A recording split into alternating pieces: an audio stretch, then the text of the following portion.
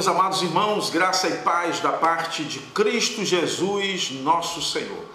Estamos de volta com mais uma teleaula da nossa Escola Bíblica Dominical para professores e é muito bom ter você aqui em mais uma teleaula, desta vez a aula de número 2 do primeiro trimestre de 2018. E é sempre bom lembrar que neste trimestre nós estamos tratando sobre a supremacia de Cristo, fé, esperança e ânimo na carta aos Hebreus. E hoje nós já vamos para a segunda lição. E eu quero aconselhar você a ter o livro que dá subsídios para esta lição, para este trimestre, melhor dizendo, que é o livro que traz o mesmo nome desse trimestre, A Supremacia de Cristo. O livro, tanto quanto o comentário da lição, é do nosso irmão José Gonçalves, como eu falei no vídeo anterior. Ele é graduado em Teologia pelo Seminário Batista de Teresina e em Filosofia pela Universidade Federal de Piauí. É presidente do Conselho de Doutrina da Convenção Estadual das Assembleias de Deus no Piauí e vice-presidente da Comissão de Apologética da CGADB. Então esse nobre irmão está comentando as lições desse trimestre. Eu aconselho você a obter o livro que vai lhe ajudar de maneira maravilhosa. Eu também aconselho você a ter um comentário da carta aos Hebreus, assim como um livro que tenha uma visão panorâmica do Novo Testamento, porque lá neste livro, por certo, você vai ter um momento especial também para a carta aos Hebreus, tá bom? Um atlas falando sobre a possível localização dessa comunidade judaica para quem o escritor aos Hebreus escreveu, também vai lhe ajudar de forma maravilhosa. É bom todo professor ter também um dicionário teológico e um dicionário bíblico para ajudar em seus planos de aula.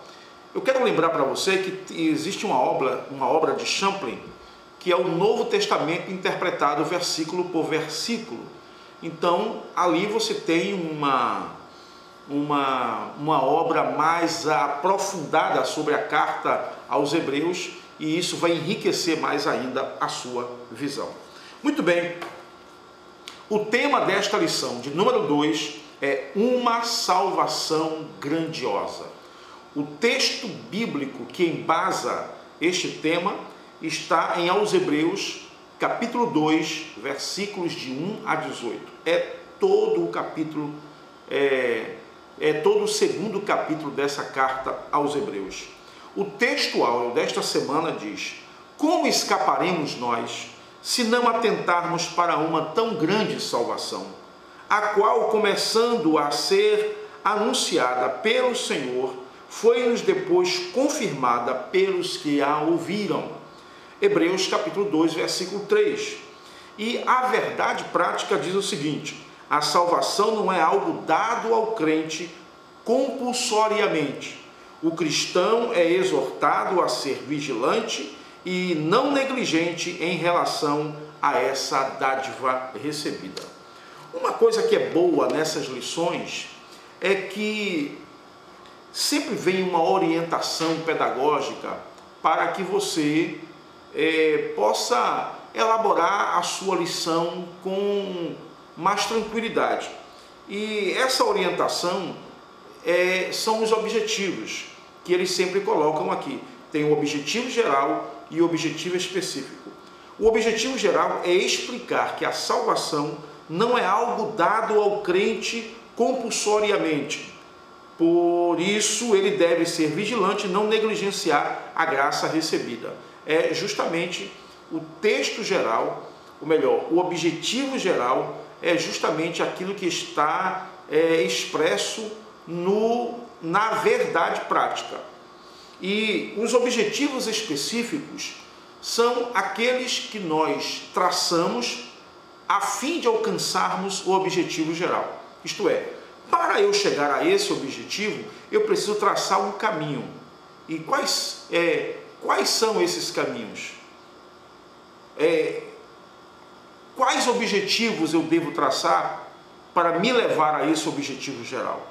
E o primeiro é mostrar a grandiosidade da salvação divina. O segundo é discutir a necessidade da salvação. E o terceiro é saber que a salvação pela fé em Cristo é eficaz. Então, este é o seu desafio para este domingo, dia 14 de janeiro, lição de número 2, cujo tema é uma salvação grandiosa. Lembre-se que o nosso vídeo, ele é produzido a fim de dar subsídios para o professor da escola bíblica dominical da classe de adultos. Portanto, eu não vou, nesta aula, destrinchar para você os 3 objetivos específicos desta lição. Isso você fará com a ajuda que eu pretendo lhe dar neste vídeo aqui. Antes de continuar, eu preciso que você dê o seu like aqui no nosso vídeo. Dê o seu like, compartilhe o nosso vídeo com o maior número de pessoas. Compartilhe com seus professores da escola dominical, seus colegas professores, com seus colegas alunos, com outras congregações. Compartilhe nos grupos de WhatsApp que você tem na sua igreja, que você tem no seu hall de amizades. Compartilhe o máximo e você estará ajudando ao nosso ministério a crescer, a ser mais conhecido e desta forma podermos ajudar mais professores e auxiliar a Igreja de Cristo aqui no Brasil. E quem sabe fora do Brasil também. Muito bem. Como eu dizia, eu quero lhe dar alguns subsídios que lhe ajudará a alcançar esses 3 objetivos específicos e que, consequentemente, levará você ao objetivo geral. Então, a primeira coisa que eu quero chamar a sua atenção aqui é a ilação entre o argumento do capítulo 1 e o argumento do capítulo de número 2. Isso porque o texto sagrado do capítulo 2, versículo 1, começa com uma conjunção conclusiva, que é o termo gramatical para a expressão portanto. Portanto, na classificação gramatical portuguesa, é uma conjunção e é considerada uma conjunção conclusiva. O capítulo 2, portanto, é como se o escritor aos Hebreus quisesse dizer: olha, portanto, eu concluo apresentando a você determinado assunto. Isso baseado naquilo que ele terminou de falar. Logo, a expressão portanto dá a ideia de que o autor está concluindo um determinado assunto no texto anterior para embasar um outro assunto que ele quer levantar dali por diante. Qual é o assunto que ele está falando no capítulo 1? É justamente aquele que nós estudamos na primeira lição desse trimestre, que é a supremacia de Cristo em relação aos anjos e aos profetas. A superioridade de Cristo em relação aos anjos e aos profetas. Muito especialmente em relação aos anjos, porque esse é o discurso que domina o capítulo 1 e o capítulo 2. Só que no capítulo 2, o escritor aos Hebreus vai apresentar a maior discrepância entre Jesus e os anjos. Qual é esta maior discrepância? O que é de tão extraordinário a ponto de definitivamente distinguir a pessoa de Jesus da pessoa dos anjos? É justamente que Jesus nos proveu uma grande salvação. Então, a ideia anterior que é o cerne do capítulo 1, serve de base para a ideia seguinte, que é a ideia da grandiosa salvação que nós estamos estudando hoje e que vai nortear o discurso do escritor aos Hebreus no 2º capítulo. Então, a ideia central do capítulo 2 se sustenta no argumento que ele utiliza no capítulo 1. E aí ele apresenta a grande diferença entre Jesus e os anjos, nos apresentando Jesus não apenas como um ser, mas como o ser que nos trouxe a salvação. E, como diz a lição, uma salvação grandiosa. Porque o versículo 1 diz: portanto, convém-nos atentar com mais diligência para as coisas que já temos ouvido, para que em tempo algum nos desviemos delas. Porque se a palavra falada pelos anjos permaneceu firme, e toda transgressão e desobediência recebeu a justa retribuição, como escaparemos nós, se não atentarmos para uma tão grande salvação, a qual, começando a ser anunciada pelo Senhor, foi-nos depois confirmada pelos que a ouviram, testificando também Deus com eles por sinais e milagres e várias maravilhas e dons do Espírito Santo distribuídos por sua vontade. Então, aqui, o escritor chama-nos a atenção para uma salvação gloriosa, elaborada pelo próprio Deus e confirmada através da revelação que este Deus deu aos santos profetas e que foi também anunciada pelos anjos do Senhor. Muito bem, aí ele vai nos apresentar, no corpo desse texto, ele começa a aprofundar o seu argumento, dizendo que Jesus, embora feito menor do que os anjos, e essa expressão aqui, feito menor do que os anjos, ela acontece devido à encarnação do Senhor Jesus.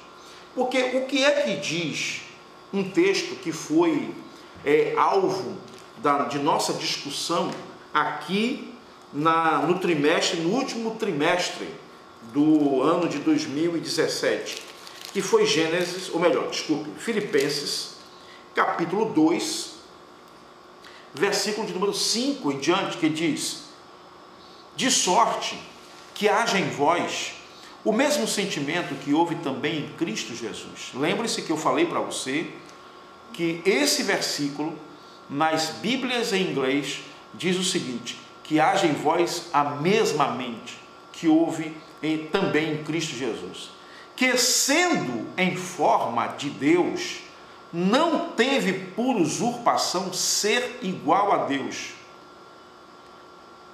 Algumas versões diz coisa a que se devia aferrar. Isto é, ele era Deus, e se ele quisesse chamar para si esse direito, isto era normal, porque ele era Deus e ele é Deus. Mas ele escolheu aniquilar-se a si mesmo, tomando a forma de servo, fazendo-se semelhante aos homens. É por isso que o escritor aos Hebreus vai dizer que ele se fez menor do que os anjos neste sentido.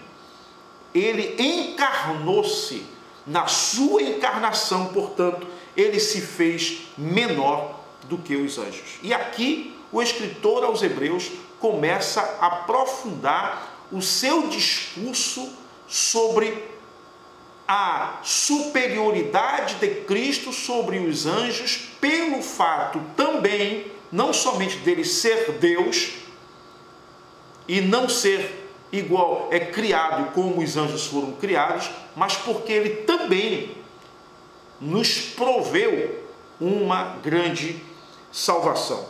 Então, ele foi feito menor do que os anjos na sua encarnação. E aí ele vai dizer, o capítulo 2 de aos Hebreus, versículos 7 a 9, diz assim: tu fizeste um pouco menor do que os anjos, de glória e de honra o coroaste, e o constituíste sobre as obras de tuas mãos. Olha o versículo 8. Todas as coisas lhe sujeitastes debaixo dos pés. Ora, visto que ele sujeitou todas as coisas, nada deixou que lhe não esteja sujeito. Mas agora ainda não vemos que todas as coisas lhe estejam sujeitas. Vemos, porém, coroado de glória e de honra aquele Jesus que fora feito um pouco menor do que os anjos, por causa da paixão da morte, para que pela graça de Deus provasse a morte por todos. Então, esse Jesus, que foi feito um pouco menor do que os anjos, ele se distingue dos anjos, porque na sua encarnação ele proveu uma grande salvação para nós, e por causa disto, diferentemente dos anjos, porque esta é a discussão, a superioridade de Cristo e a salvação, conforme muito bem atentou o comentarista, o nosso querido pastor José Gonçalves, é o grande diferencial aqui. Os anjos são anjos, ministradores, enviados por Deus. Jesus é o Senhor que nos proveu uma grande salvação. E por causa dessa sua encarnação, por causa desta sua humilhação, o texto diz que ele foi coroado de glória, do versículo 7 ao versículo 9. Coroado de glória e feito Senhor sobre todas as obras de Deus. Glória a Deus. Isso porque ele encarnou-se conforme a carta de Gálatas, me veio aqui na memória agora, a carta de Gálatas, capítulo de número 4, se não me engano, versículo 4, que diz assim: mas, vindo a plenitude dos tempos, Deus enviou seu Filho, nascido de mulher, nascido sob a lei.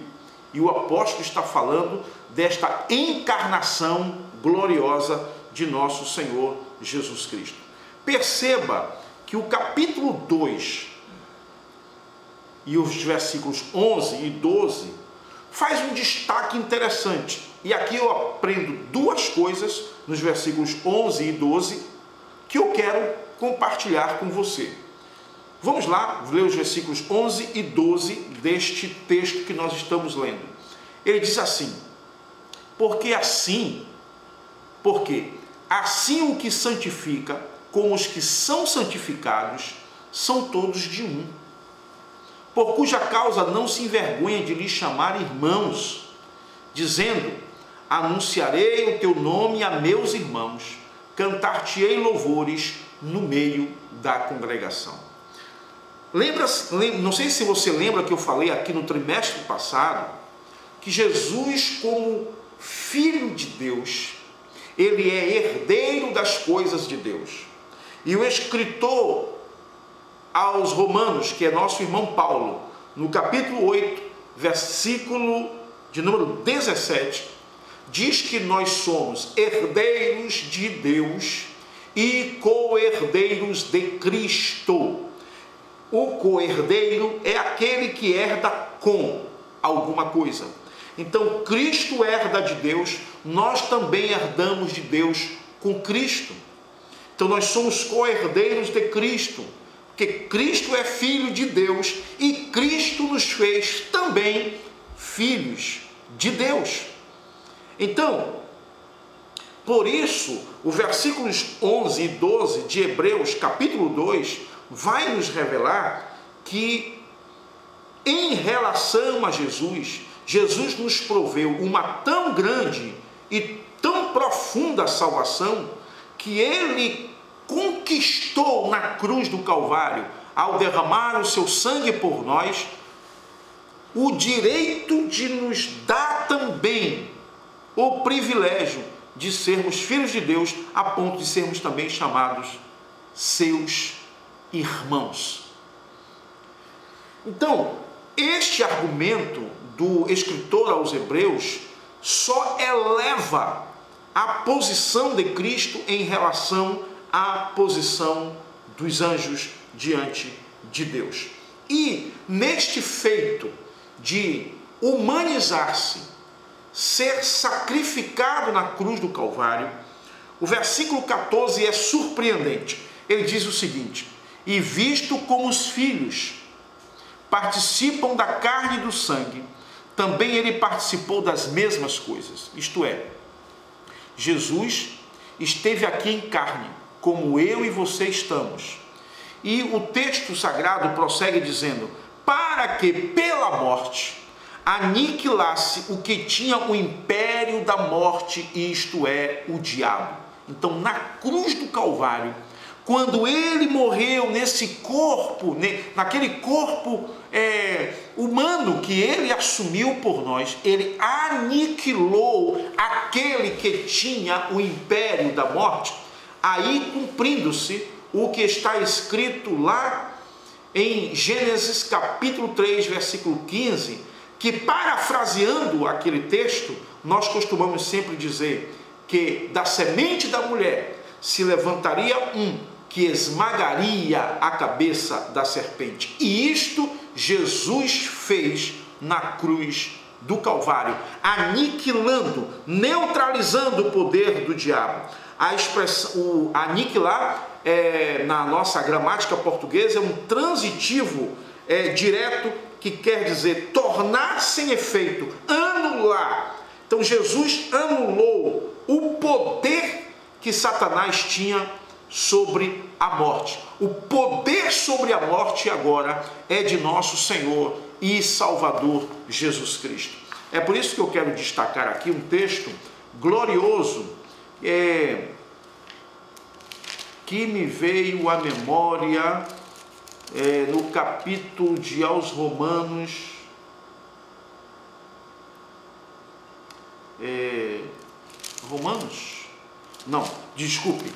Primeiros Coríntios, aquele famoso texto, aquele célebre discurso de Paulo sobre a ressurreição. E eu gosto muito do capítulo 15, versículo de número 55 e 56, que dizem assim: onde está, ó morte, o teu aguilhão? Onde está, ó inferno, a tua vitória? Ora, o aguilhão da morte é o pecado, e a força do pecado é a lei. Mas graças a Deus, versículo 57, que nos dá a vitória por nosso Senhor Jesus Cristo.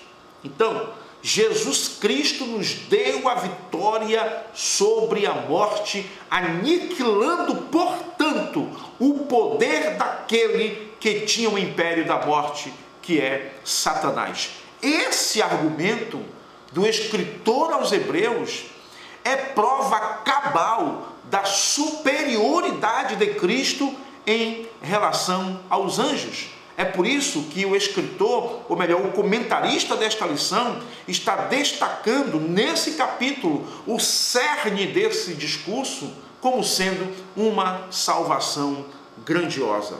Muito bem, Jesus fez isso, ele venceu a morte através da sua encarnação.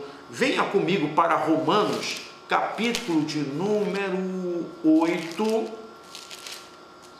Romanos, capítulo de número 8, versículo de número 3. Olha que coisa maravilhosa. Diz assim o texto: porquanto o que era impossível à lei, visto como estava enferma pela carne, Deus, enviando o seu Filho em semelhança da carne do pecado, pelo pecado condenou o pecado na morte. Isso porque a Bíblia diz que entre nós, os homens, não havia um justo sequer.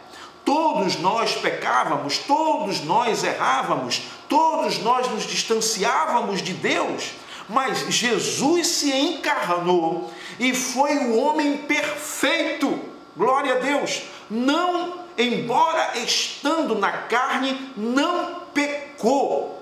É por isso que ele tem a ousadia de, diante da mulher adúltera, ele desafiar aqueles que tinham na mão a pedra condenatória, a pedra que incriminava, a pedra que acusava aquela mulher.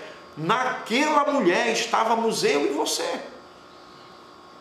Aí Jesus diz assim: quem dentre vós não tem pecado, atire a primeira pedra. Ouça a expressão, quem dentre vós. Jesus se exclui nesta frase.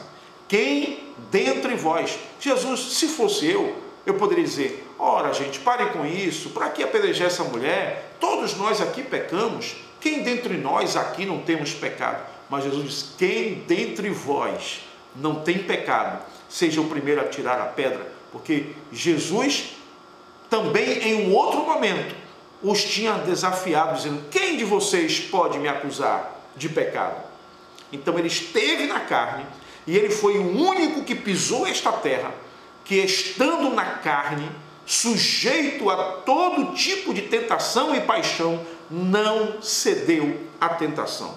E é o que está em Hebreus capítulo 2, vamos lá, versículos 17 e 18, que são os dois últimos versículos desse texto, que diz assim: pelo que convinha, que é o texto da nossa lição, que em tudo fosse semelhante aos irmãos, para ser misericordioso e fiel sumo sacerdote naquilo que é de Deus, para expiar os pecados do povo.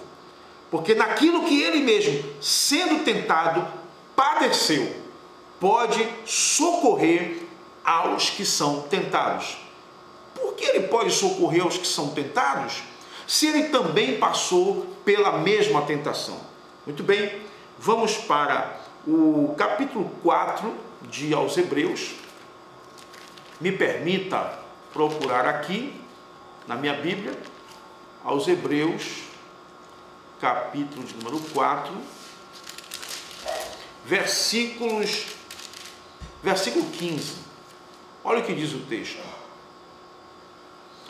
porque não temos um sumo sacerdote que não possa compadecer-se das nossas fraquezas, porém um que, como nós, em tudo foi tentado, mas sem pecado.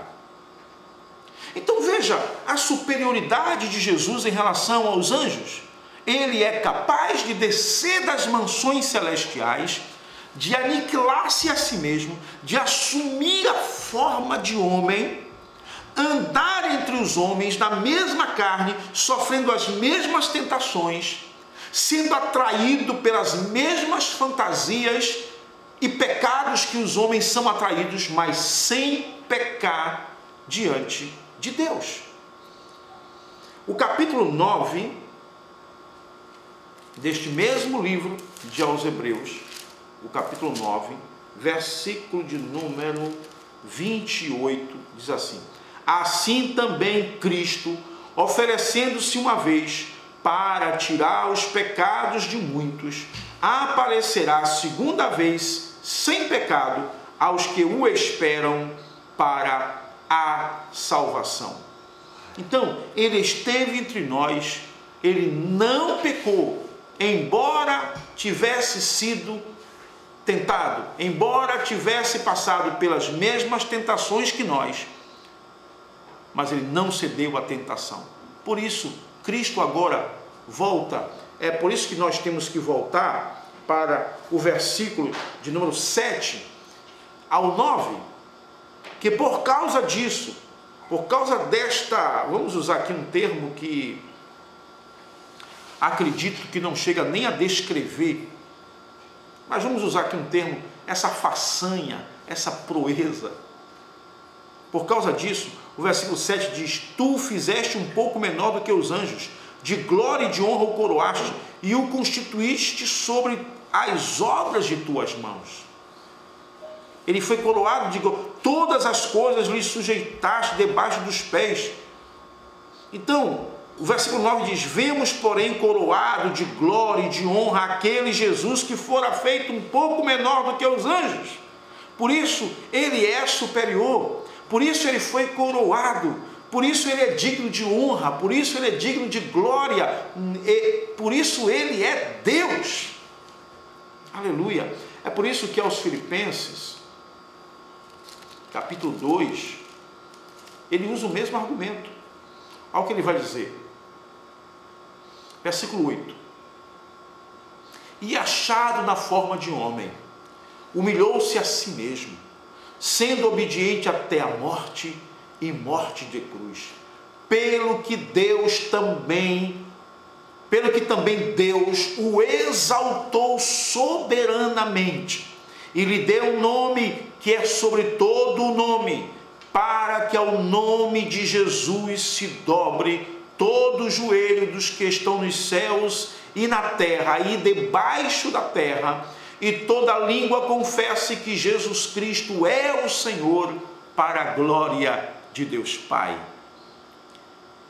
Isso porque Jesus, vamos portanto fazer o caminho. Deus, no princípio com Deus, como ele disse: Pai, glorifica-me tu agora, com aquela mesma glória que tinha contigo, antes que o mundo fosse criado. João disse: ele estava no princípio com Deus, todas as coisas foram feitas por ele, e sem ele nada do que foi feito se fez. Ele agora se humaniza, porque João vai dizer no capítulo 1, versículo 14: e o verbo se fez carne, e habitou entre nós, e vimos a sua glória, como a glória do unigênito do Pai, cheio de graça e de verdade. Ele se humilha, ele vai à cruz, conforme Paulo diz em aos Filipenses: mas aniquilou-se a si mesmo, tomando a forma de servo, fazendo-se semelhante aos homens, e achado na forma de homem, humilhou-se a si mesmo, sendo obediente até a morte, e morte de cruz. E depois de passar pela cruz, ele ressuscita ao terceiro dia, e é por isso que Deus lhe dá um nome que é sobre todo o nome, para que ao nome de Jesus todo joelho se dobre e toda língua confesse que Jesus Cristo é o Senhor, para a glória de Deus Pai. Por isso, ele nos proveu, portanto, melhor dizendo, ele nos proveu uma salvação grandiosa. E esse é o discurso do capítulo 2 de aos Hebreus, que é por isso que ele é superior aos anjos. Deus em Cristo te abençoe. Até a próxima aula, até o próximo vídeo. Eu espero que eu tenha contribuído para que você possa enriquecer a sua aula neste domingo, dia 14 de janeiro, quando você estará de frente aos seus alunos, ensinando a lição da Escola Bíblica Dominical. Que você seja ricamente abençoado por Deus.